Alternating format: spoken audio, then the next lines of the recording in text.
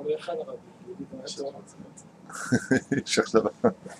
Boker Tov, on commence. Boker Tov. Parashat Shavua, nouveau livre, 5e livre de la Torah sur les 5 livres qui nous ont été donnés des cieux. Baruch Hashem. Baruch Hashem. Parashat Devarim, qu'on appelle, qui est connu d'ailleurs sous le nom de Mishneh Torah. Chaque livre a un surnom et bien entendu, vous savez qu'il y a 613 mitzvot dans toute la Torah, 613 mitzvot plus 7 des Rabbanan qui ont été par la suite rajoutés et qui ont été confirmés par le don de la Torah, puisque le sceau du roi s'appelle Keter, c'est-à-dire le couronnement du roi des rois. Keter, ça fait en Gematria Kaf, 20, Taf, 400, Resh, 200, soit un total de 620. Pour nous dire qu'il y a 620 mitzvot en tout, soit 613 de la Torah et 7 des Rabbanan, comme l'Itilat Edaim, la bracha qu'on fait sur le Hallel, les berechot que quand on dit Asher Kideshan ou Bemizotav Etzivanu, Bemizotav Etzivanu, il ne nous a pas donné. C'est les Chachamim qui nous ont inculqué, en réalité, sont marqués en allusion dans la Torah, et même si elles ont un digne de, quelque part, des Rabbanan, elles ont autant de force que les mitzvot de Horaïta pour cette mitzvot qui ont été rajoutées, comme par exemple aussi le mèche des bougies de Shabbat Kodesh, Shamor Zachor, Asher Kedeshan ou Bemitzvotav Etzivanu, la ner shel Shabbat. Voilà. Donc, ici, on en a 613. Quoi qu'il advienne, comment est-ce qu'on les répartit dans le premier livre de la Torah? On a le livre de Devarim, qu'on appelle Mishneh Torah, qui va un petit peu revenir, non pas en arrière, mais qui va expliquer avec plus de profondeur le côté de la Torah. Comme par exemple, si vous avez bien remarqué, dans le livre de Shemot, nous avons dans la 5e paracha, la paracha de Yitro. Et dans la paracha de Yitro, nous avons les 10 commandements. Dans les 10 commandements, il y a marqué là-bas, Zachor et Yom HaShabbat le Kadesho, souviens-toi de Shabbat afin de le sanctifier. Et ici, dans le livre de Devarim, on revient sur les 10 commandements dans la paracha de Vaïtranan. Mais là-bas, il n'y a pas marqué Zachor et Yom HaShabbat, mais il y a marqué Shamor et Yom HaShabbat. Donc on voit ici qu'en réalité, le livre de Devarim ne vient pas reparler de ce qui s'est passé, mais de définir ce que nous avons vécu sous une autre dimension qu'on appelle la Bina. Donc Mishnah, Mishanot, Be'etzem, Mishneh Torah. Ça veut dire que ça va, d'une certaine façon, revenir sur une constitution de ce qui a été dit, mais dans un monde beaucoup plus approfondi maintenant. C'est une compilation de la Torah où on devrait un peu plus chercher. C'est pour cela que dans les 613 mitzvot de la Torah que nous avons, si on regarde un petit peu ensemble, voilà ce que ça donnerait. D'après vous, combien on a de mitzvot dans chaque livre de la Torah? Alors ensemble, on verra que le livre de Devarim, on a en tout et pour tout 200 mitzvot. Dans le livre de Devarim, nous avons 200 mitzvot. Retenez donc ce chiffre. 77 mitzvot assez et 123 mitzvot lota assez. Donc mitzvot positif combien? 77. Mitzvot négative, on en a 123. Ce qui représente quand même, si vous avez remarqué, un tiers, rien que dans le livre de Devarim, sur les 613 mitzvot de la Torah. Un tiers dans un livre. Chumash Bereshit, combien on a de mitzvot d'après vous? Pas beaucoup. Moi j'aimerais bien que tu me dises, c'est en rapport avec ce mois, je te fais une allusion. Pourquoi 2? Ah, c'est Gematria 3, Aleph Bet. En allusion avec ce mois, tu me dis 2. Stop, calmez-vous, je viens de dire à l'instant le chiffre et vous me dites d'autres choses. Ah, c'est Gematria 3, et vous me dites 30. 3. Il y a 3 mitzvot en tout dans le livre de Bereshit. C'est vraiment pas beaucoup. Et voilà. Dans le livre de Shemot, combien on a de mitzvot? 111. Dans le livre de Vaïkra, 247 mitzvot.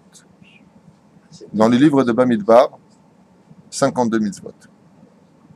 Donc on a en tout et pour tout ici des chiffres précis sur le nombre de mitzvot que nous trouverons à chaque fois dans chacun de nos livres. Donc ici on part Bezrat Hashem pour 200 mitzvot. J'aimerais dire d'ailleurs à cet insu quelque chose qui me semble essentiel. C'est que très souvent on étudie beaucoup de livres, de Gemarot, d'Alachot. C'est très important, c'est même le Ika. Comme je l'ai déjà dit, il n'y a pas de Torah chez un homme s'il n'y a pas de Gemara en lui, s'il n'a pas étudié le Tour et Shulchan Aruch. Un vrai Talmid Chacham se définit par ces livres-là essentiellement, même si aux à côté, bien entendu, il faut utiliser tous les jours du Moussar et tout ce qui va avec. Mais c'est dommage, et Bli Neder, je verrai comment si Dieu me prête longue vie, comment je dirigerai mon étude, mais j'aimerais bien, une fois pour toutes, qu'on connaisse nos 613 mitzvot de la Torah. Très souvent, on parle de mitzvah un tel, on ne connaît pas nos mitzvot. On ne connaît pas les vraies valeurs des mitzvot. Alors on va commencer aujourd'hui, puisque on ouvre cette parenthèse, par une mitzvah de la Torah qui s'appelle Ochiach Tochiach et Amitecha Velo Tissa Lafret. Reprends ton prochain et ne fais pas voyager la faute sur lui, qu'on va définir tout de suite. Alors je vous rappelle que ici le mot Elle Devarim, Adevarim, voici les mots, voici les paroles. Adaberim, on verra plusieurs explications sur ce mot-là. Mais il faut savoir qu'il y a une marloquette, à savoir si, même si on sait que tout est sorti d'Akadosh Baruch Hu, les 5 livres de la Torah, même si on sait que tout est sorti d'Akadosh Baruch Hu dans les 5 livres de la Torah, bien entendu, il y a une marloquette à savoir est-ce que le Sefer Devarim a été écrit par Moshe Rabbeinu ou par Yoshua. Donc on ne sait pas exactement à partir de quel paracha ce serait Yoshua qui aurait pris. Pourquoi on va dire quoi? Alors Moshe Rabbeinu, ce serait lui-même écrit ce qui va se passer pour lui-même. On va dire que Moshe Rabbeinu, il aurait même fait. Alors, le Zohar HaKadosh, il disait le Kashia. Il est évident que, comme on le sait tous, la Shrina parlait à travers la gorge de Moshe Rabbeinu, ce qui fait que Moshe Rabbeinu avait une totale annulation de lui, que la Torah était totalement donnée par rapport à lui comme étant le stylo par lequel Dieu va écrire lui-même sa propre Torah. Donc on sait que le Sefer Devarim, ici, eh bien, est aussi important et aussi kadosh que les autres livres de la Torah que nous avons, bien entendu. On appelle ça Elle Devarim. Vous savez qu'on a étudié dans la paracha de Vayechi que quand un homme, malheureusement, se prépare à partir de ce monde, je dis malheureusement parce que quand on part, on ne fait plus de mitzvot. C'est que là qu'est le malheur. Hormis pour la famille qu'il aime. Mais le vrai malheur d'un départ dans ce monde, comme disait le Gaon de Vilna, alors qu'il était en train de rendre son âme, il se mettait à pleurer comme ça, il pleurait, il pleurait.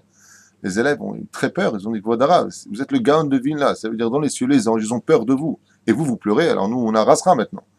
Il dit, mais non, je pleure pas parce que je meurs. Je pleure parce que je vais quitter un monde de mitzvot tellement simple. Et à ce moment-là, il réunit ces 4 tzitzit qui étaient sur lui, il les embrasse. Il dit, vous vous rendez compte que pour 7 roubles, que coûtait un tzitzit katan, chaque seconde de ma vie, je faisais une mitzvah. Chaque seconde, je faisais une mitzvah. Là, on va m'enlever cette mitzvah et c'est pour ça que je pleure. Quand on prend un juif de ce monde, on lui retire le droit de continuer à faire des mitzvot. Et c'est pour ça que le Gaon de Vilna a pleuré. Alors on sait que dans un cas pareil, le père, quand il a ses enfants autour de lui, il doit tous les réunir, comme on l'a vu Yaakov, qui a réuni comme ça tous ses enfants et qui leur a dit à chacun une bracha, à chacun ce qu'il attendait de lui, à chacun. Pourquoi? Afin d'être sûr d'être un bon père, qu'il n'y ait pas de dispute après ma mort. Ne dis pas, papa m'avait dit que c'était à moi, il m'a dit que c'est à moi. Non. Je vais vous dire exactement ce que j'attends de vous. Je vais vous dire exactement comment je veux que les choses soient faites. Respectez ce que je vous demande. Ayez du respect pour moi et laissez-moi dormir en paix dans ma tombe, car on sait qu'un père, quand il a ses enfants qui se battent sur terre, lui, on le tourne dans la tombe. Il se tourne à l'intérieur. Ose shalom bimrumav ou beracham shamalenu. Combien on se doit de faire attention à ses parents, de leur vivant et de leur mort. La reine Shaba, à Yaakov Avinu dans la parasha de Vayechi, il n'est pas bien. Pourquoi il n'est pas bien? Il s'inquiète pour Reuven, qui est né d'un interdit, puisqu'il est né Ben Temoura, d'une certaine façon. On a expliqué que c'est-à-dire qu'il était avec Léa alors qu'il pensait à Rachel, il pensait que c'était Rachel. Il s'inquiète parce qu'il a déplacé la couche de sa mère, alors de sa femme. Il est inquiet, alors il fait une réunion. Elle, ça fait combien de Gematria? 36. Elle Hadevarim, voici 36 jours avant le départ de Moshe de ce monde. Le parachat de Devarim démarre 36 jours avant que Moshe ne rende son âme. Au Maïnaf Kamina, 36 jours, parce que le Zohar Kadosh nous apprend que quand une personne quitte ce monde, 40 jours avant son départ, il sent que Zéhou. 30e jour, il ne voit plus son ombre se refléter, car l'ombre est une allusion à l'âme du juif. Il ne la voit plus se refléter à même le sol. Donc, entre 40 jours où la personne ressent qu'il se passe quelque chose dans les cieux, c'est-à-dire que Dieu donne le psakdin. Pourquoi 40 jours? Vous savez pourquoi? C'est l'histoire de l'embryon. On a 40 jours pour changer l'histoire d'un embryon. On peut encore modeler l'histoire. Il a 40 jours pour demander encore un sursis à Hachem. Mais pourquoi? Pourquoi tu demandes un sursis? Pourquoi tu veux vivre? Pour manger des cacahuètes et aller voir les matchs de foot toute la journée? Ça ne sert à rien sur Terre. Pourquoi tu demandes à vivre? Pose-toi cette question. Pour étudier un peu plus de Torah, encore un peu plus de mitzvot. Encore un truc à faire en plus pour Dieu. Pour remarquer dans notre histoire et dans notre vie combien on aime Hachem. Et c'est ce qui fait Moshe Rabbeinu. Voici les 36 jours, entre 30 et 40 jours de Moshe Rabbeinu, où Moshe Rabbeinu réunit les enfants d'Israël. Et il les bénit. Alors, tout à l'heure, j'ai pas eu le temps de trouver la référence Et vous vous rappelez que dans la parashat Matot Mas'eh, Moshe Rabbeinu alav Shalom bénit les enfants d'Israël. Vous regarderez là-bas, on le trouvera, mais il les bénit. Il les bénit et donc vous soyez multipliés par 1000, vichoulé. Il y a une question qui est quand même choquante. Avant de tomber dans Elé Devarim, c'est que on a vu dans la 3e paracha du livre de Bereshit que Dieu lui-même bénit Avraham Avinu et toute sa descendance. Donc, si le roi des rois lui-même bénit la descendance d'Avraham Avinu, soit toutes les générations jusqu'à la fin des temps, comment se fait-il que Moshe Rabbeinu alav Shalom lui-même revienne bénir les enfants? Et de qui plus est, la différence qu'il y a, elle est terrible. C'est que quand Dieu bénit les enfants, dans le livre de Lech Lecha, la paracha de Lech Lecha, il compare les enfants d'Israël au nombre des étoiles et au nombre de grains de sable que l'on pourrait trouver sur terre, la poussière de la terre. Tandis que Moshe Rabbeinu alav Shalom, il parle de milliers. Elef, Kerevava, Bechoule, Bechoule. Elef, c'est 1000. Alors pourquoi d'abord tu nous restreins et pourquoi de qui plus est tu nous rebénis? Quand tu es béni, tu es béni. Comme il a dit Bilam, je ne peux pas maudire un peuple qui est déjà béni. Alors quel est ce surplus et quelle est cette différence? Vous savez, dans ce monde, il y a 2 façons d'avoir des enfants. Il y a ceux qui font des enfants pour eux-mêmes, et il y a ceux qui vont faire des enfants parce que c'est une mitzvah d'avoir des enfants. Ceux qui font en général des enfants pour eux-mêmes, je ne veux pas être seul dans la vie, c'est avoir des enfants, tu comprends. Donc voilà, un garçon, une fille, et puis Riri. Riri, c'est le chien. Gematria chien, Kelev, Gematria fils. Donc aujourd'hui, il y a des gens qui se disent, bon, pourquoi avoir un fils? Puisque le chien m'amène mon journal, m'amène mon café, il y a le chien qui amène le café. Ça ne me sert à rien, quoi. Puis ça tient compagnie, un chien. Le fils, il se marie, il est égoïste, puis après il vit sa vie, tu peux crever dans ton coin, il ne vient pas te voir. Et puis il y a celui qui va faire un enfant, mais pour Hachem. Il y a celui qui va faire un enfant pour multiplier jusqu'au summum du Aleph, c'est-à-dire Adnout, Akadosh Baruch Hu. Quand Akadosh Baruch Hu, dans la paracha de Lech Lecha, il bénit Abraham Avinu alav Shalom, il veut donner à Abraham Avinu des enfants pour lui. Sheyeh Lecha, ne t'inquiète pas, tu auras une descendance aussi nombreuse que les étoiles du ciel et que le sable des océans. Ah, viens maintenant après le don de la Torah. Il dit non. Ce que lui, il a promis là-bas, ça avait avant le don de la Torah. Alors que tu as beaucoup d'enfants, Abraham, parce que tu as beaucoup de sroutes, que tes enfants ils soient avec toi, qui te font grandir ton nom. Mais là, maintenant, il dit pas du tout. Les enfants que nous avons, nous devons rendre l'appareil à Hachem, que les enfants que Dieu nous donne, on se doit, Bezrat Hachem, de les amener pour le service divin. Comme a fait Hana, la femme d'Elkana. 19 ans, elle a été stérile. Et quand elle a eu enfin son fils, après 2 ans qu'elle lui a donné le sein, oui, eh bien, à partir de ce moment-là, elle a amené chez Aïli à Kohen, à Gadol, à Shiloh. Le Kohen Gadol, elle l'a amené là-bas et elle lui a dit, voilà, mon fils, prenez-le. Pourquoi une maman, elle attend 20 ans pour avoir un fils. Dès qu'elle l'a, elle le donne. À cause de ce verset de Moshe Rabbeinu ici. Que tu aies des enfants, mais qui servent Hachem. Dieu nous a donné des enfants pour nous.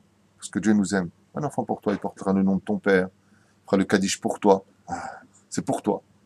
Et là, Moshe Rabbeinu, il dit non. C'est pas pour nous. On doit avoir des enfants pour Hachem. Les emmener étudier la Torah. Les installer en Eretz Israël. Les soutenir s'ils ont des difficultés. Pour qu'ils servent mieux Hachem.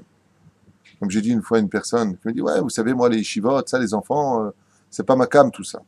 Je lui ai dit, écoutez, madame, j'ai un mot à vous dire. Si vous saviez combien vous seriez heureuse de savoir que vos fils et vos petits-fils soient dans un monde de Torah, quoi que vous ayez comme maladie et comme malheur sur terre, vous danseriez du matin au soir. Vous ne se rendez pas compte de la valeur d'avoir un fils qui est dans le monde des Torah, Mitzvot, Masim Tovim. Demandez à tous ceux qui sont partis de ce monde, ils vous le diront à voix haute. Parce que tout ça, c'est du pipeau, tout ça. On travaille pour manger, pour mieux servir Hachem. Les gens, ils comprennent le contraire. On travaille maintenant pour aller en vacances. On travaille pour plus avoir de soucis. On travaille pour... Mais le travail, c'est une clala. Ça peut dire qu'il ne faut pas travailler. Mais travaille pour gâter ta femme. Travaille pour payer un meilleur professeur à tes enfants. Travaille Bezrat Hachem parce que c'est un tikkun de travailler. Si tu veux travailler, mets confiance à Hachem. Et si tu travailles sans Torah, alors tu es vraiment un homme maudit dans ce monde et dans l'autre. Et c'est ce qu'il dit, mon cher Rabbeinu. Vous allez rentrer en Eretz Israël. Il va falloir travailler la terre Eretz Israël. Il y a une mitzvah, comme j'ai expliqué. Pourquoi on a besoin d'une armée en Israël, nous? Dieu ne peut pas nous défendre? Non, il y a une mitzvah, comme on l'a déjà expliqué dans plusieurs shiurim. il y a une mitzvah de prendre nous-mêmes les choses en main, en Eretz Israël, entre guillemets, à un tout petit degré. Ça s'appelle la Ishtadlut, de faire la mitzvah. Comme par exemple l'argent. À qui appartient alors l'argent? À Dieu. D'accord? Alors pourquoi toi tu donnes de la tzedaka? C'est pas à toi, à ton argent, pour que Dieu te donne le mérite. Voilà, je te donne le sceptre de la mitzvah. Je te permets de faire la mitzvah. C'est un sroud de donner de la tzedaka. C'est un sroud d'aider son prochain. C'est un sroud de mettre les tefilin, un mérite. Le mot sroud veut dire mérite. Et c'est pour ça que Moshe Rabbeinu vient nous dire ici, Elea Devarim, faites attention. À quoi tu fais attention? Il dit parce que j'ai peur. Et de quoi tu as peur? Comme c'est marqué ici. La paracha de Devarim, disent les Chachamim, tombe toujours avant Tisha B'Av. Et c'est marqué en allusion dans le texte, puisque dans la deuxième alia, il y a marqué ici, dans le verset Yudbet, Echa, comment s'appelle le livre qui représente la destruction du temple? Echa. Donc on fait une allusion à quoi? À la destruction. Echa Esa Levadi. Ça vous rappelle rien ce qui est marqué ici dans la Torah? Ça fait une allusion. Esa Levadi. Comment je peux moi avancer maintenant? Qui vient seul Levadi? Seul. C'est une allusion au livre de Echa. Moshe Rabbeinu alav shalom, il a peur. Et de quoi est-ce qu'il a peur? Il a peur que les enfants d'Israël laissent tomber les mitzvot. Chas v'shalom. Alors il dit, Be'ezrat Hashem, je vous bénis. Mais n'oubliez pas une chose, jusqu'à ce que vous arriviez au fondement de toutes les mitzvot qui s'appellent Elef Binot. Elef Revava, tu multiplies au 100 000. Pourquoi tu as réduit la bracha d'Hachem? Il dit parce que Dieu il a béni les enfants d'Israël, Baruch Hashem, d'une multitude d'enfants. Et ce que je veux dire est très très dur. Je sais que je ne veux pas être apprécié après ce que je veux dire maintenant. Mais mieux vaut un diamant dans sa vie que 10 cailloux. Amévin Yavin. Et c'est marqué ici. C'est pas dans les parachutes juste avant, c'est juste marqué la Mina Shamaïm, mais j'avais noté, regardez. Hashem Elohé Etrem, Avotechem, Yosef Alechem, Kachem, Elef Pe'amim, Levalech Etrem. Ce que je cherchais, c'était marqué ici. C'est pas dans le parachat Mas'eh, c'est marqué ici. Hashem Elohé Avotechem, Yosef Alechem, Kachem, Elef Pe'amim, Levalech Etrem, Kacher Diber Lachem. Comme il vous l'avait dit. C'était juste marqué là. Le parachat de Devarim. Et là, qu'est-ce qu'on voit? Echa Esa Levadi, Talchechem. Alors regardez un petit peu, on revient en arrière et on va voir des choses un petit peu sympathiques entre nous, comme c'est marqué là. אלה הדברים אשר דיבר משה אל כל ישראל בעבר הירדן במדבר בערבה מול סור ובין פרן ובין תופל ולבן וחצרות ודזהב. Et là, bien entendu, Rashi intervient, on a besoin de Rashi. Voici que Moshe Rabbeinu, comme il est à un mois plus de son départ de ce monde, même si on sait que Moshe Rabbeinu alav shalom, vous savez qu'il quitte ce monde juste 1 heure pour revenir de ce monde, comme c'est marqué dans Masechet Megillah, Moshe est mort le 7 Adar et Moshe est né le 7 Adar. Bien entendu, Chaim, tu interviens, tu dis, il y a un problème là. Pourquoi? Parce qu'il aurait dû être marqué, Moshe est né le 7 Adar et il est mort le 7 Adar. Mais dans le Talmud, c'est marqué, non, Moshe est mort le 7 Adar et Moshe est né le 7 Adar. Quel rapport? Le Talmud vient enseigner qu'il est rené le jour même de sa mort. Donc Moshe n'est jamais mort. On sait qu'il est né le 7 Adar, mais c'est pas de ça que parle la Gemara. On sait qu'il est mort le 7 du mois de Adar. Et la Gemara nous dit il est né le mois de Triat Amitim chez lui, elle a eu lieu le jour même de sa mort. C'est ça que ça veut nous enseigner. Lui est Triat Amitim Bamakom. Pourquoi? Pour lutter de corps et d'âme dans la montagne, de l'endroit où il est. On ne se connaît pas exactement l'endroit de sa Gvura, contre Baal et Péor. Parce que là où il y a de la Gdusha, il y a de la Touma. Et comment est-ce qu'on enlève les mauvaises odeurs? Avec du bon parfum. L'homme est né avec une mauvaise odeur en lui, c'est le Yetzer Hara. Il va avoir du parfum pour atténuer cette mauvaise odeur qu'on appelle l'étude de la Torah. Alors regardez. Rashi nous dit la chose suivante. Étant donné que Moshe Rabbeinu alav shalom se devait de faire des remontrances aux enfants d'Israël, eh bien, il leur fera par allusion. De là, tu apprends une mitzvah de la Torah, qu'on va développer un petit peu avec permission, parce qu'on a dit qu'on va parler un peu des mitzvot dans le domaine de la Torah. La première chose qu'il faut retenir, c'est que nous avons tous l'obligation, quand on voit une personne faire ou entraver une mitzvah de Dieu, une ordonnance divine, de le reprendre en lui disant qu'il n'a pas le droit de le faire. Et si tu ne le fais pas, sa faute, tu te la prends pour toi. Waouh, c'est dur. Mais attention, dans quelles conditions on parle? Il y a des conditions même al pi halacha. Donc écoutez la suite. On n'est pas des Gemini Cricket, on n'est pas des consciences. Papa, assour. Papa, c'est 3 jours de jeûne, là, ce que tu viens de faire. là tu vas au Guinam, là. Ah, en lecha chalek l'olam haba. Ah, c'est bien, t'as fait tchouva, donc papa. Non, t'es pas ça. Et surtout avec tes parents, oui, ahlat jamla. C'est moi qui t'ai fait, et pour qui tu te prends. C'est-à-dire, les parents, déjà, ils supportent pas qu'on leur miroir, quand on leur dit un mot. Quand eux-mêmes, ils se parlent dans le miroir, ils supportent pas. Alors, les enfants, ahlat jamla. Alors, comment est-ce qu'on fait? On fait comme il y a marqué ici. Regardez. Dieu laisse Moshe Rabbeinu alav shalom ici parler pour enseigner la mitzvah de Ochiach, Tochiach et Amitecha velutza alafret. Il parle par allusion. Et les Adevarim, et voici les choses. Asher diber Moshe el kol Israël. Il a parlé à tout Israël. À qui il parle? Messieurs, s'il vous plaît, à qui il parle? Non, c'est pas marqué aux enfants d'Israël. À tous les enfants d'Israël. Première chose, pour faire des remontrances, on ne parle jamais avec une personne en particulier. On parle de façon générale. Premier enseignement de la Torah. Quand tu viens pour faire des remontrances, comme par exemple, tu viens pour parler avec quelqu'un, d'accord, tu as des choses qui ne te plaisent pas, tu as une assemblée, des choses qui ne te plaisent pas dans la famille, ça ne plaît pas. Alors le père se réunit, il parle à tous les enfants. Si une personne dit, mais attends, pourquoi tu me dis ça? Je n'ai pas parlé à toi, je parle de façon générale. Donc, quand c'est dit de façon générale, que celui qui se sent concerné s'il veut, mais au moins il n'est pas humilié. Bien sûr, s'il y en a un qui vient et qui a fait de la batterie toute la nuit, et c'est le seul qui l'a fait, il y a des gens, par exemple, qui tapent de la batterie. Il y en a qu'un, c'est sûr. Donc, on ne fait pas des allusions qui sont trop montrées. Et là, regardez ce que fait Moshe. D'abord, il parle de façon générale, comme un rave dans une bête Knesset. Quand ça parle dans une synagogue, le rave se doit, en l'honneur de la Shekhinah, pour ne pas qu'elle se barre de la synagogue, de dire à tout le monde, Rabotai, je vous demande le silence absolu. Maspik, arrêtez la prière. Maspik, faut qu'il arrête. Mais s'il vient devant tout le monde et dit, toi, t'arrêtes de parler, bien sûr. D'abord, on ne fait pas une usage sur le dos d'une averbe. L'autre, il la frette, en plus. Donc, El Kol Israël. Moshe ne s'adresse pas à une personne particulière. De là, les Chachamim nous disent, quand tu viens pour faire une remontrance à quelqu'un, si tu le prends en particulier, tu as intérêt à trouver les mots qui ne vexeront en aucun cas. Par exemple, tu sais, le ton, le regard, l'humilité des mots. J'ai rien à t'apprendre, bien au contraire, mais il me semble, tu sais, je crois que j'ai lu tout ce que tu devras broder. Et ce que tu vas broder, c'est une mitzvah, pour ne pas le vexer. Mais quand tu parles avec le tzibour, maintenant tu parles de façon générale, tu peux rentrer dedans. Comme ça disait Chachami. Quand tu parles de façon générale, tu peux rentrer dedans. Quand c'est particulier, les mots doivent être doux comme le miel. Be'ever Yarden, Bamidbar.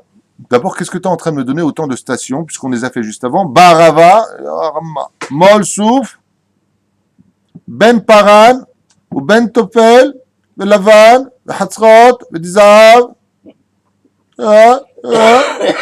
Moi, j'ai envie de m'arrêter et dire qu'est-ce que j'en ai à faire où il leur a parlé. Parce que tout ça, c'est pour nous dire où il leur a parlé. Hein. On est bien d'accord? Mais pas du tout. Rachid nous dit, en leur disant où il leur a parlé, il leur a fait une allusion sur tous les endroits où ils ont déliré. Regardez Rachid. Bamidbar, Bijvil, Mashich, Isuhu, Bamidbar. Dans le désert, pour leur rappeler combien ils ont fâché Hachem. Et quel a été le mot qui a constamment fâché Akadosh Baruch Hu dans le désert? Mi-iten motenu, comme c'est marqué dans Shemot. Mi-iten motenu, ça veut dire qui nous allongera pour mourir, qui s'occupera de nous dans la mort. Kiviachol, on était mis en Égypte. Là-bas en Égypte, on avait des cimetières, on avait quand même la terre de Goshen. Mi-iten motenu, qui va s'occuper de notre vie, de notre mort? Qui est là pour nous? Ba'arava, qu'est-ce qui s'est passé? Ba'arava, c'est une station. Okay? Bijvil, Arava, Shechat'u, Be'Baal Peor. C'est là-bas où ils ont fauté avec la Vodazara, les cultes étrangers de Baal Peor. Bashitim, Barvot Moab. Le Mad Avardomé, c'est comme un juif, le Halil Velo Alechem. Le Halil Velo Alechem. Il est parti dans un endroit, et là-bas, il est sorti avec un mannequin, mais c'était pas une juive. Et le mec, il n'a pas vraiment fait tchouva sur le sujet. Et voilà que son père, avant de partir, il lui dit aïe, aïe, aïe. Bon, on a fait plusieurs pays ensemble. Tu te rappelles Las Vegas? Il lui dit pas la Goya qui s'est passée avec toi, avec qui tu es parti là-bas, tu as perdu presque ton monde futur, tu as fait des bêtises. Il va lui dire comme ça. Moi, tu me juges, papa? Il va parler de Las Vegas, il fait une allusion, ça s'est passé là-bas. Donc il va lui dire comme ça, c'est ce qu'il fait. Ba'arava, là-bas où il y a eu la faute de la Vodazara. Il dit pas, vous avez fait Baal Peor. Pas joli. Alors il dit Ba'arava. Bervot Moab, Kavana. Mol Souf. Alma Shamru Beyam Souf. Amibili En Kevarim Bemitzraim. Est-ce qu'on manque aussi de Kever là-bas? Vous savez, dès qu'on a traversé la mer, vous vous rappelez? Vechen Benos Am Betochayam. Comme il y a marqué aussi. Veyamru Alayam Beyam Souf. Comme ils se sont plaints aussi en traversant la mer, avant de traverser la mer. Ben Paran ou Ben Tofel Velavan. Al Shetaflu Alaman Sheluhu Lavan. Ben Paran, Ben Tofel Lavan. Mazé Lavan. C'était une allusion à la manne sur laquelle ils se sont plaints. Tout le temps, on mange la manne, on en a ras-le-bol, on veut de la viande, on veut ceci, on veut cela.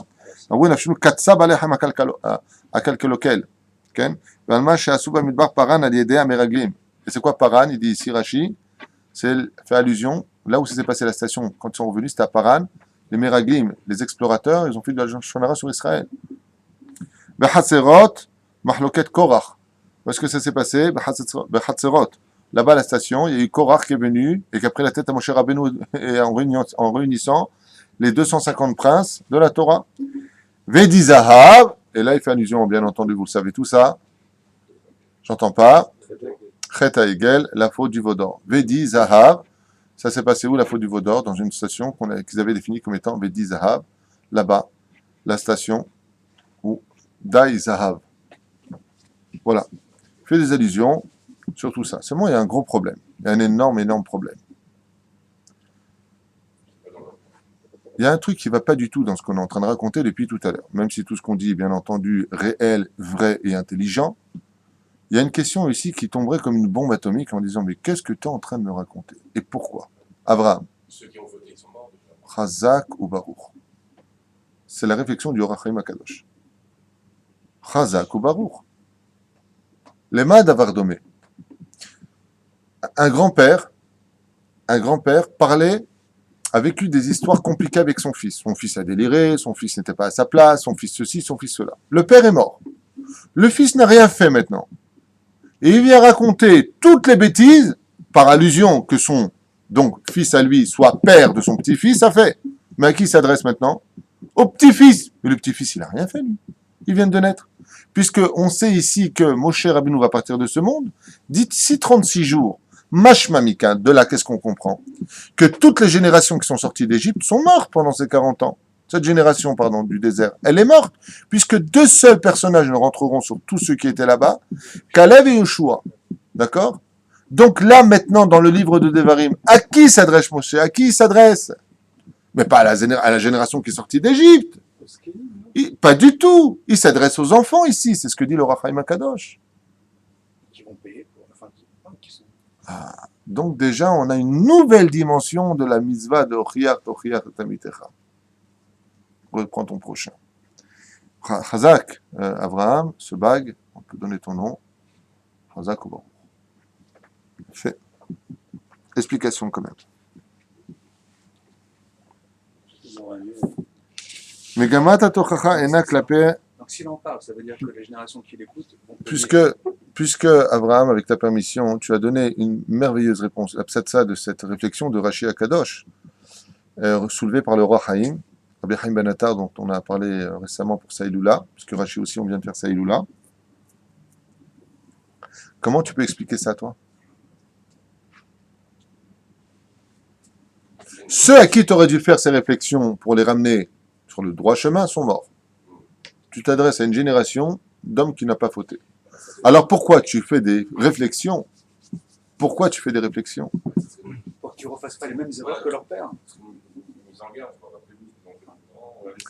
Vous avez raison, ça sonne comme ça sonne de lui-même ce que vous dites, mais de là on apprend un klal. On parle des réflexions à faire à autrui. Ça, c'est encore un autre sujet. On restait dans la mitzvah de reprendre son prochain. De là, le Or HaChaim HaKadosh nous emploie ici une direction exceptionnelle de la dimension de reprendre son prochain. Si tu reprends ton prochain pour lui rappeler son passé et que la réflexion rappelle que le passé, arrête-toi tout de suite. Mais si tu fais des réflexions qui concernent l'avenir des enfants d'Israël, alors mettons on comprend que toute la dimension ici prescrite prend sa réalité. Moshe Rabbeinu ne s'adresse surtout pas à ceux qui ont déjà fait les choses. Parce que ça voudrait dire que les réflexions sont là pour amener l'homme dans la rasra du passé. Mais justement, pour enseigner, comme vous l'avez dit avec vos mots à vous, qu'une réflexion ne doit être dite que pour que l'avenir ne tombe pas dans le passé. Ou plutôt, que l'avenir ne rattrape pas le passé. L'avenir, c'est aller de l'avant. Mais si tu vas de l'avant en refaisant les fautes d'hier, tu as mélangé le monde. Comment on dit en hébreu le passé? Haya. Comment on dit l'avenir? Iye. Comment on dit le présent? Ove. Donc ça fait Yudke, Vavke, Yudke.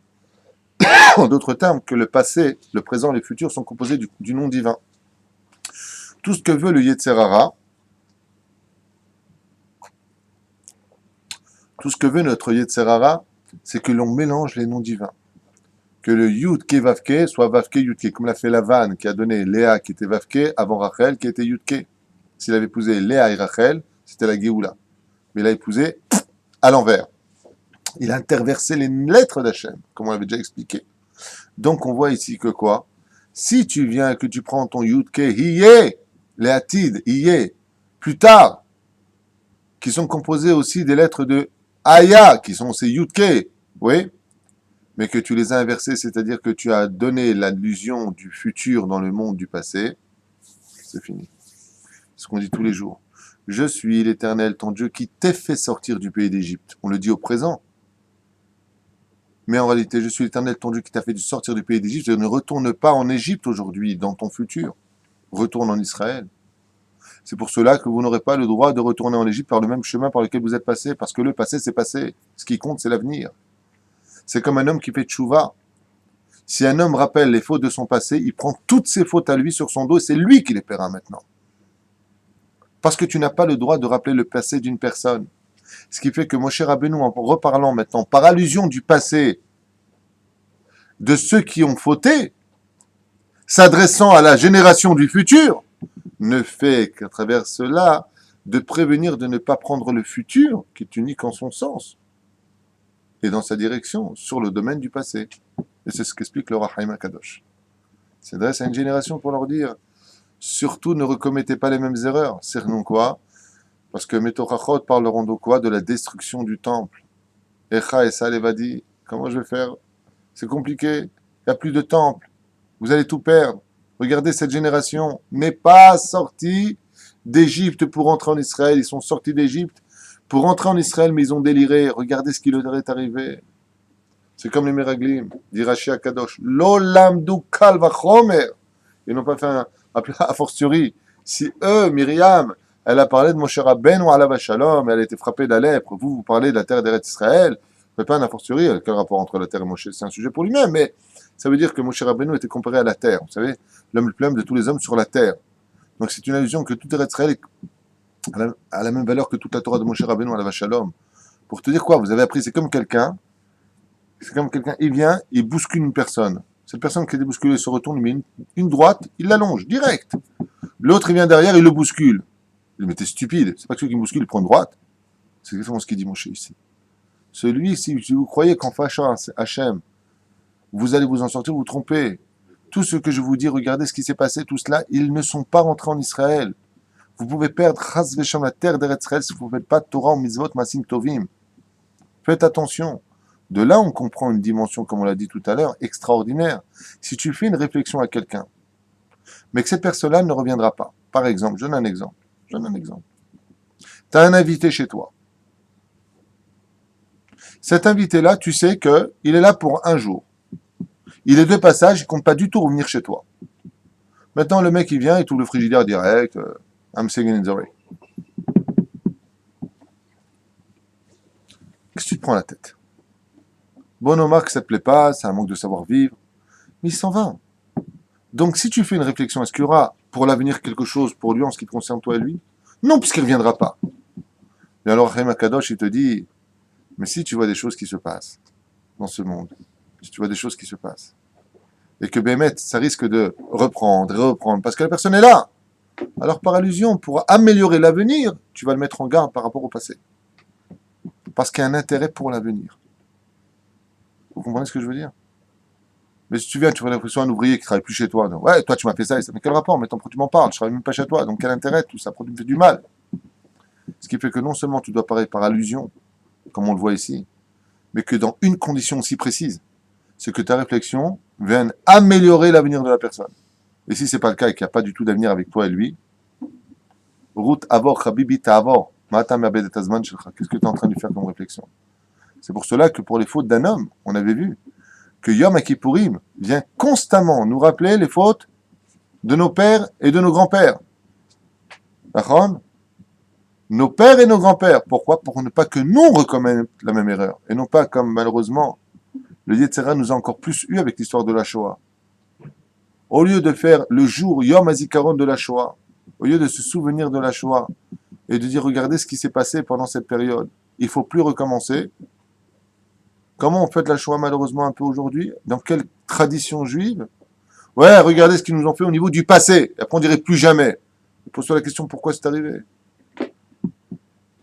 Pose-toi la question pourquoi c'est arrivé. Qu'est-ce qui s'est passé sur terre? Où était Dieu? Oh, Baba, réveille-toi. Pose-toi les questions qu'il faut. C'est ce qu'il dit Moshe.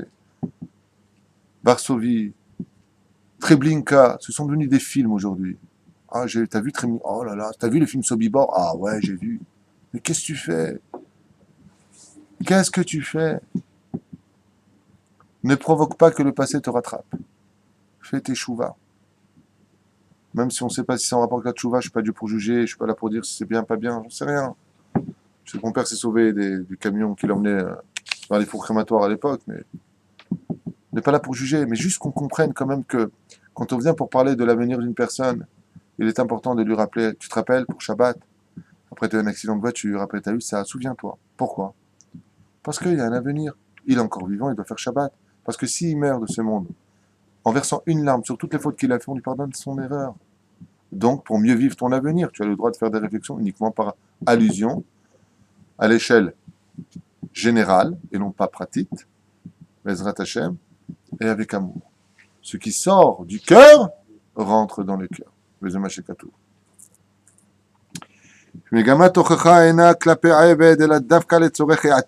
Ce n'est jamais par rapport, au passé, si ce n'est qu'à l'avenir. לדבר לטובת העניין, הרי התוכחות מכוונות דרך חדשה ומועילה.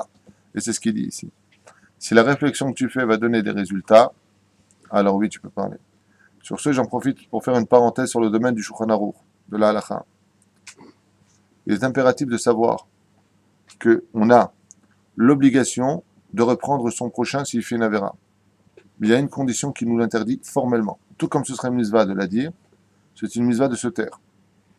C'est si tu sais que cette personne à qui tu fais des réflexions va mal le prendre ou qu'elle ne va pas le faire de toute façon. Pourquoi? Parce que tu le feras passer de l'état de shogeg à l'état de mézid. Donc, l'otissa à la frette ne le rajoute pas une faute sur le dos. Quelqu'un qui n'est pas Shomer Shabbat, qui ne compte pas être Shomer Shabbat, ne pas lui dire quoi, t'as le Shomer Shabbat. Combien c'est important de Shomer Shabbat? Pourquoi? Parce que maintenant tu commences à lui expliquer l'importance d'être Shomer Shabbat. Tu lui mets face à une conscience. Maintenant, s'il fait mal demain Shabbat, ça veut dire qu'il sait et il fait encore pas. C'est un problème. Moi, je me souviens, quand nous étions plus jeunes, Rabbi Moshe Ederi à la Shalom était à la maison et on ne connaissait rien des lois de Shabbat. Il ne nous a jamais dit à sourd une fois. Il nous a jamais dit que c'était interdit. Pour deux raisons. La première, il savait qu'on ne savait même pas ce que ça voulait dire interdit, parce que pour nous, tout était permis. Hein. Et la deuxième chose, pour ne pas nous mettre dans un état de porte-à-faux, maintenant vous savez, je vous expliquais, vous continuez à faire. Alors vous êtes fou ou quoi? Vous défiez le roi des rois? Pas une seule réflexion. La télévision, pas de brachot, on se moquait, on était loin de tout. Trop loin pour leur dire quoi que ce soit. Mais par contre, après, quand on a commencé à s'asseoir, il s'asseyait près de nous, il rentrait dans la touma avec nous, et là-bas il commençait, alors que la télévision était allumée pendant Shabbat, et lui il était là-bas, dans le salon. Il commençait à nous raconter des histoires. Et d'histoire en histoire comme ça, je me souviens à la vache mon père, il m'a vu comme ça m'asseoir près de lui, après il a vu mon frère Moshe s'asseoir, que Dieu le bénisse, mon frère Samy, puis les uns après les autres. Et il a dit, avec son langage d'amour à l'époque tunisien, alors pour que j'aille à la télévision, j'entends pas, qu'est-ce qu'il dit le rabbin? Qu'est-ce qu'il dit? Qu'est-ce qu'il dit? Et moi je me rappelle, j'avais dit à Rabbi Moshe Ederi, je lui ai dit, alors vous avez vu le film là, c'est un vendredi, c'est un feuilleton? Il m'a dit, bon mais c'est un peu naze. Hein. Moi, je savais pas que c'était interdit de regarder la télévision. Bichlal, on connaissait rien. Rien. Et Rabbi Moshe Deri, avec un grand sourire, au lieu de me dire Racha, imbécile, qu'est-ce qu'il m'a dit? Il m'a dit, ouais, c'est de la blague, votre chose. Moi, je vais te raconter quelque chose de vachement mieux. Et il a commencé à me raconter une histoire. C'était du Talmud. Un homme qui avait 3 amis, un homme qui était avec une femme qui envoyait sur une île. Et on écoute, c'était beau. Et il parle avec amour. Et quand il a fini, je me rappelle, moi, je me suis levé, je suis parti pleurer dans ma chambre. J'ai dit, je veux apprendre la Torah. Je savais même pas ce que je disais en disant je veux apprendre la Torah. Mais je savais que ce qu'il disait lui, ça venait d'un monde merveilleux. Je voulais pénétrer son univers à lui. Avec amour, en nous offrant le monde de la Torah, alors qu'on vivait dans l'obscurité, il nous a appris qu'on pouvait mettre de la lumière dans notre avenir. Au lieu de courir après n'importe quoi, essaie de voir d'abord où tu mets les pieds pour demain. Ça a été la réflexion de Moshe Rabbeinu. Exactement la même. Rachaïm, Hassour, vos parents, est-ce que t'es arrivé? Hein? Attention! Non, non. Tout bérémez, tout avec l'allusion. C'est pour ça que quand on vient pour faire des réflexions à son épouse, par exemple à table, bon, il y a plusieurs degrés, hein, vous savez. C'est pas comme ce grand chassid, je vous ai raconté l'histoire de ce grand Rosh Yeshiva, 36 ans Rosh Yeshiva. Et le jour où il s'est marié, alors après les 7 jours de Sheva Brachot, un Rav Ashkenaz comme ça, j'ai oublié le nom. Et c'est mon Rav qui m'a raconté, le Rav Gabriel Shlita, c'est lui qui m'a raconté cette histoire. C'est un grand chassid, un homme très pieux. Et quand il s'est marié avec son épouse, alors après les 7 jours, sa femme lui a fait, c'était en hiver, une soupe. Et dans la soupe, elle a mis un petit peu de sel, elle voulait mettre un peu de sucre. Et puis comme le téléphone à l'époque avait sonné, ça n'avait pas de téléphone portable, elle a couru là-bas, et puis elle a répondu au téléphone, et puis quand elle est revenue, elle ne savait plus si elle avait mis du sucre ou du sel. Elle a pas eu le temps de goûter, elle a repris du sel, et elle en a mis là-bas. Après réflexion, quand elle lui a servi sa soupe, elle goûte quand même de la marmite, et elle se rend compte que c'est hyper salé. Elle court dans la salle à manger, vers la salle à manger, elle dit à son mari, ça va? Tu aimes? Inquiète, ils viennent de se marier, Chidour, ils se connaissaient, ils ont fait 3 rencontres, et le mari était en train de boire comme ça. Eze taïm, eze yadaïm, quelle main d'or tu as! Et il commence à manger comme ça. Cette femme, donc la rabbinite, a conclu que son mari adorait vachement le sel. Donc, toute sa vie, que ce soit un steak, que ce soit une soupe, que ce soit du gefilte fish, du sel, jusqu'au jour de sa mort. Ce rave-là est parti de ce monde, et en quittant ce monde, la belle-fille s'entretient avec la maman du rave, qui était très âgée. Et elle lui disait combien elle aimait le voir manger, le voir étudier la Torah, combien elle avait de sagesse, combien il aimait le sel. Et là, sa mère. Elle dit, pardon? Mon fils déteste le sel. Il n'a jamais aimé le sel. Je dis, mais non, je suis sa femme. Elle dit, moi, je suis sa mère. Elle lui raconte cette histoire. Cette histoire a fait le tour de toutes les yeshivotes. Mais de barrer que son fils, son mari, n'a jamais aimé le sel. Et son mari, il a dit, je préfère manger du sel toute ma vie que de faire du mal à ma femme quand elle est venue avec la joie. C'est bon? Je vais te dire, non, c'est pas bon, tu m'as pris pour Yamamelach ou quoi? Il a préféré manger du sel toute sa vie que d'enlever une seconde de bonheur à sa femme. Lui, c'est un chassid. Si elle s'était adressée à un Tunisien, il dit, c'est bon, viens ici, goûte. Alors, Naz. Pas la mère morte. C'était moi, j'avais comme ça, jamais de divorce. Ce serait merveilleux, hein? Alors, jamais de divorce. Alors, il y a des gens qui sont comme ça, comme Rabbi Tzok de Berdichev, comme le Baal Shem Tov, comme tous ces grands raves qui vont... Il y a encore une autre histoire, vous en voulez une autre? J'ai plein d'histoires dans ce domaine. C'est jeter l'arme. Il y a un homme extrêmement riche un jour qui a reçu un grand rave chez lui. C'est une vraie histoire qui s'est passée en Tchécoslovaquie. Il a reçu un grand rave chez lui comme ça, et il y avait une femme qui faisait à manger. Donc c'est un homme qui était très riche. Il avait donc la cuisinière de maison. Et donc le riche a dit, s'il vous plaît, vite préparez à manger au rave. Avant, il y avait beaucoup de respect pour les rabbinim. On ne les appelait pas par leur nom, on leur donnait beaucoup. Bon, je n'aime pas pour eux, hein. Comme j'ai souvent dit, toi fais ce que tu as à faire, le Rav, il repousse le kabod. Mais toi, tu te dois de le respecter, le Rav. Donc on n'appelait pas un Rav par son nom à l'époque. Gvodarav, Mechila Gvodarav, Rav, top. Je parle des vrais rabbanim. Hein. Et la femme, très soucieuse parce qu'elle regardait sa montre d'époque, fait vite à manger. Et quand elle sert à manger, la nourriture était un peu crue. Et le Rav, il est là et il mange. Il mange. À ce moment-là, il dit, mais c'est pas un peu cru ce que vous mangez, là? Je ne sais pas comment vous faites. C'est excellent. Il y avait l'élève à côté du Rav qui était en train de regarder. Il a dit, moi, j'ai pas très faim, non. Non, pas très très faim. Mais qu'ils sont après le Birkat Amazon, quand ils sont partis, l'élève, il a dit à son Rav, Rav, vous aimez vraiment le cru? Je vous ai jamais vu manger un peu cru comme ça. Il lui dit, qu'est-ce que tu veux que je fasse? Tu as vu cette pauvre veuve qui travaille chez lui? Tu veux que je lui dise quoi? Qu'elle ne sait pas cuisiner, qu'elle était pressée, tu veux qu'il la renvoie? Ce que j'ai mangé, on sait où ça finit. Mais elle a besoin de son travail, et elle était exceptionnellement pressée et stressée. Il la garde en plus parce que je suis venu de façon inattendue. Ochiach, tochiach et tamitecha, ça demande de la sagesse, et non pas de la singesse. Ça demande de l'intelligence, et non pas de l'idiotie. Prends sur toi des fois. Et fais tout, allusion par et surtout avec les enfants. Surtout avec les enfants. C'est quoi ce balagan dans la chambre? Pourquoi ils font du bruit? Je suis crevé, je reviens du travail. Baba, tu sais que quand tu étais au travail, tes enfants, ils ont étudié la Torah. D'abord, tu rentres. Alors, qu'est-ce que vous avez appris? Je suis content de vous entendre, les enfants. Faites attention, papa est un peu mal à la tête, faites un peu moins de bruit. Lolit paraît. Commence pas à hurler. D'abord, apprends-leur le positif. C'est ce qu'il dit ici. Voici les choses que j'ai à vous dire. Mais pas n'importe lesquelles. Des choses d'amour. Ce qui sort du cœur entre dans le cœur. C'est pour ça que, messieurs, je vous mets en garde. Il y a deux personnes à qui vous devrez être particulièrement vigilants. Plus une troisième. C'est votre épouse, vos enfants et surtout vos parents. Avec le reste, bien sûr qu'il faut faire attention. Comme on le sait, celui qui humilie quelqu'un en public n'a pas de monde futur. Il perd sa part du monde futur. Il faudra qu'il leur demande pardon en public. Et vraiment qu'il obtienne un pardon qui vienne du cœur. Il faut être bon les uns vis-à-vis des autres. Mais on voit ici de Moshe Rabbeinu alav shalom combien il a tenu à soulever l'ampleur et la grandeur du peuple d'Israël. Il a parlé des allusions du passé, sans parler de du tout. En leur disant, en d'autres termes, j'ai confiance en vous. Et c'est ça le message d'une vraie remontrance à autrui.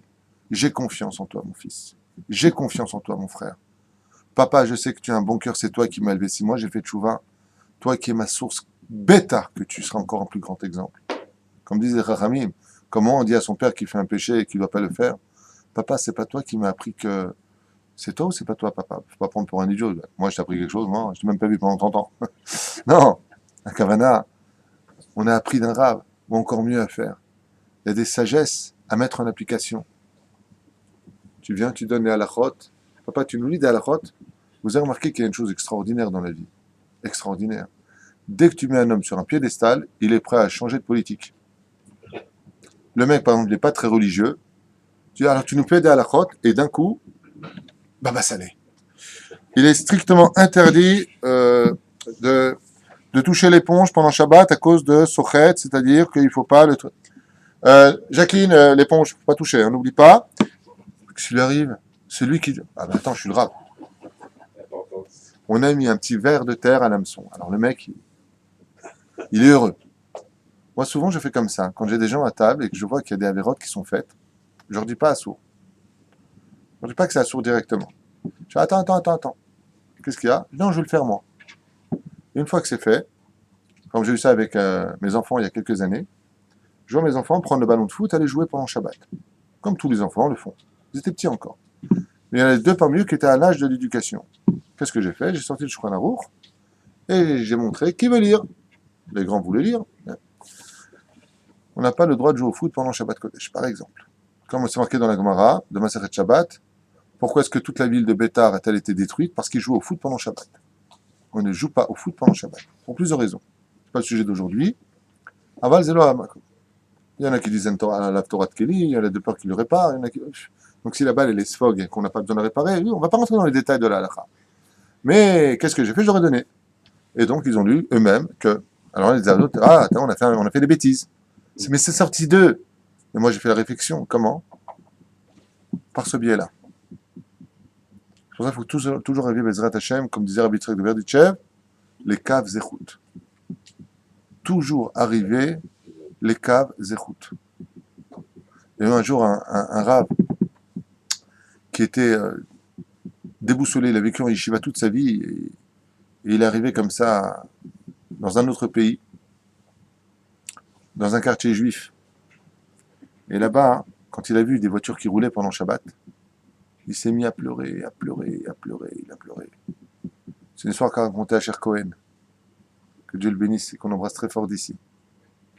Et il s'est mis à pleurer. Et à ce moment-là, il pleurait. Et il y a un taxi qui, une voiture, pardon, de juifs qui s'arrête et qui dit au Rav, pendant Shabbat Kodesh, au fait, vous pourriez m'indiquer la rue Intel? Et lui dit, mais c'est Shabbat. Et il pleure. Le mec, quand il a vu ça, il est sorti de la voiture. Il dit, mais monsieur le rabbin, pas pleurer comme ça, qu'est-ce qui vous arrive? Il dit, vous prenez la voiture, et il pleure. Il lui a tellement fait de la peine, il lui a dit, écoutez, si vous arrêtez de pleurer, je vous jure, voilà, je garde la voiture, je suis chômeur Shabbat. Comme ça, c'est une vraie histoire. Il a vu quoi? Ça vous touche tellement que je sois Mechalel Shabbat. Ça vous fait tellement de mal. Mais nous, on ne fait pas les choses comme ça. Quand on voit quelqu'un qui est Mechalel Shabbat, c'est un rachat. On montre du doigt. On ne montre pas qu'on a vraiment de la peine, qu'on est vraiment inquiet, qu'on a vraiment de l'amour. Si c'était le cas, les gens recevraient bien les messages. Comme ces imbéciles qui prennent des pierres. Shabbos! Il n'y a pas un plus grand rachat au monde qu'une personne qui ferait une telle chose. D'abord, tu n'as pas le droit de le faire parce que c'est pas un Sanhedrin. Deuxièmement, la pierre, elle est mouktsé. Elle est interdite d'être touchée parce qu'il n'y a pas Alaf Torah de Kéli.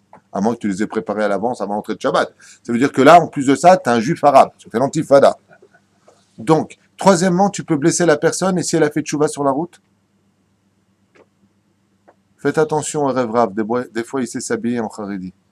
Je dis bien, oula, Manitou va être content.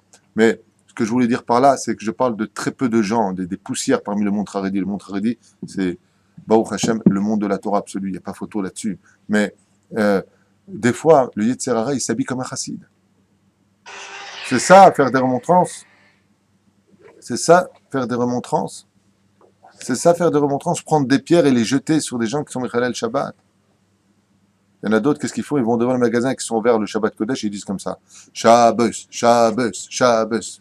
Toute la journée. J'ai vu ça de mes propres yeux, c'est impressionnant.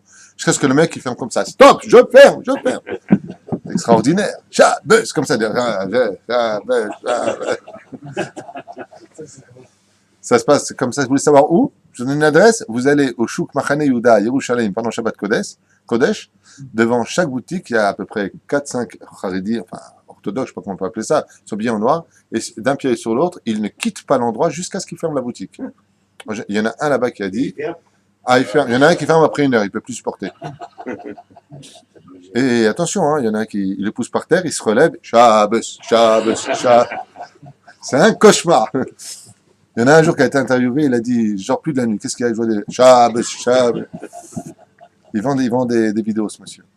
À l'époque, le Hafetz Chaim Alav Shalom, quand une boutique, Wahad, boutique, il ouvrait pendant Shabbat Kodesh, le Hafetz Chaim Alav Shalom, Rabbi Israël Miradin, il prenait sa plume et une lettre et il écrivait « À mon cher frère et cher ami, je t'adresse ces mots avec humilité, par amour pour toi, car il est hors de question que moi je parte à ma mort au Gan Eden et qu'un homme qui a vécu dans notre ville, un membre de ma famille, ne vienne pas avec moi au Gan Eden. » Il envoyait cette lettre. L'autre disait ça, l'Ashkenaz disait c'est Kappara Alecha, le Shama Sheli. Il fermait la lettre, il fermait. Et le message d'amour. Et c'est ce qu'il dit Moshe Rabbeinu. Et les Adevarim, je ne suis pas là pour faire du mal, je ne suis pas là pour juger. On est là pour s'entraider, pour se soulever, pour se maintenir. Mais il faut quand même faire la réflexion, tôt ou tard. Sinon, comme c'est marqué, pourquoi le temple a-t-il été détruit? Parce que les rabbins s'occupaient de leur vie, ne s'occupaient pas des autres. On va poser la question, pourquoi Yeshua, les rabbinim, ils étaient dedans, si c'est un problème de Torah Mitzvot? Ah! Les Chachamim, ils disent parce qu'ils s'occupaient de leur petit monde à eux. Ils ne s'occupaient pas de l'extérieur. Que Dieu bénisse le mouvement Lubavitch pour ce qu'ils font, le mouvement Breslev, le mouvement du Rav Shach, Les élèves, Baruch Hashem, du Rav Ovadia Yosef, par milliers dans le monde, ils vont enseigner la Torah. Tous autant qu'on est main dans la main, on sort dans le monde et on va enseigner la Torah à ceux qui n'en ont pas. Comme c'est marqué, You anim ben epetecha, que soient les pauvres toujours dans ta demeure. On parle des pauvres de l'esprit, pas ceux qui n'ont pas simplement d'argent, ceux qui n'ont pas de Torah. Quand ils viennent, comme le Rav Reuven Elbaz de la Yeshiva d'Or HaChaim, Hashem Hayeu, un des plus grands marzir betchouva au monde, un des gens qui a fait le faire betchouva au monde, le plus de tous, il est numéro un dans le monde pour ça. Le Rav Reuven Elbaz, il est connu mondialement pour ça. Il a reçu un Chiloni pendant Shabbat Kodesh, un Richissim, qui est venu chez lui Shabbat. Et il lui a dit, ce Richissim, il lui a dit, je ne suis pas Shomer Shabbat. Il lui a dit, c'est pour ça que je veux que tu sois à ma table. Quel honneur, à la table du Rav Reuven Elbaz. De Motzei Shabbat, il lui a dit, voilà, maintenant que j'ai fait ce Shabbat, j'aimerais faire Teshuvah. Qu'est-ce que je dois faire? Il lui a offert un Shulchan Aruch, Kitsur Shulchan Aruch, il lui a dit, c'est un cadeau pour vous. Les élèves du Rav Reuven Elbaz lui ont posé la question, ils lui ont dit, mais comment en un seul Shabbat, un homme il peut devenir Shomer Shabbat en voulant étudier les lois juives? Qu'est-ce que vous lui avez dit? Il lui a dit absolument rien, il a fait ce qu'il voulait pendant Shabbat Kodesh. Seulement il a goûté au chant de Shabbat, il a goûté au divrei Torah de Shabbat, il a goûté à l'harmonie d'une famille heureuse à table, à Shabbat, pas de la colère, des cris, Il a goûté à quoi? Il a vu de l'amour, il a dit je suis jaloux. Je gagne 300-400 000 dollars par mois, je suis jaloux, j'ai pas ça. Je me prends la tête avec tout le monde, les enfants rentrent, te saluent pas, t'as pas de l'oseille. Là, j'ai vu les enfants rentrer, ils ont embrassé la main du papa, chacun la bracha, après la femme est venue embrasser la main du mari, elle est bénie, après la femme elle a béni le mari. Des chants ensemble, quelle chanson merveilleuse, quel divrei Torah, chaque enfant il a dit un petit var Torah. Il dit, Rav, vous êtes l'homme le plus riche du monde, vous avez un royaume. Il dit, moi j'ai des puits de pétrole, mais j'ai rien de tout ça. On m'aime que pour mon oseille, on attend ma mort comme le Mashiach. Qui parlait de ses gosses? Amarlo, Zekol Atochacha Sheli. C'est ça ma façon de t'enseigner comment vivre la Torah. Ne pas te dire ce que tu as à faire, mais me regarde ma richesse à moi et compare avec ce que tu vis. Est-ce que Bémet, tu as raison de vivre là-dedans? C'est ce qu'il dit mon cher Rabbeinu. Compare la vie que j'ai. Quand quelqu'un m'a dit comment je peux faire tchouva à ma famille, je lui ai dit c'est très simple. Ne viens pas leur dire ce qu'ils ont à faire, mais montre-leur combien tu es heureux dans ta vie de juif. Alors ils viendront très vite chez toi. Et tu sais pourquoi? Parce que eux, ils peuvent mentir à qui ils veulent. Hein. Ouais, je m'éclate, j'étais à Ibiza, waouh, ma nouvelle gonzesse. À l'intérieur, c'est des ruines. Et ils le savent tous. Montre-leur combien tu es un homme heureux dans ta Torah. Mishneh Torah. Montre-leur combien, Baruch Hashem, Mishneh, c'est Otiot Neshama. Combien ta Neshama vit dans le monde de la Torah.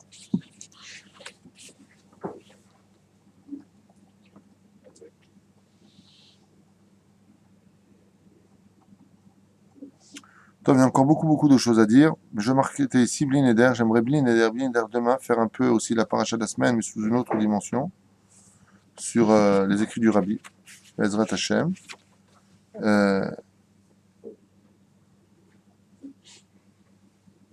Voilà, c'est Mina Shamaim que je tombe dessus, puisque l'écouter Sichot, voilà, on a ici le Rabbi lui-même qui a rapporté, à propos de Rav Lachem, Shevet Ba'ar, Azeh, Penu, Ves'u Lachem. Ne restez pas dans cette montagne, mais commencez à avancer. Donc on le fait dès maintenant pour le Rabbi, puisque j'aime beaucoup parler du Rabbi de Lubavitch, que son mérite nous protège. Que son mérite nous protège. Amen. Ça fait plaisir. Enfin, tu l'as dit un peu en dormant, je trouve. C'est important de... Regardez, imaginez que je vous dise, qui veut les numéros du loto? Moi, tout le monde. Quand je parle d'un tzaddik, olé.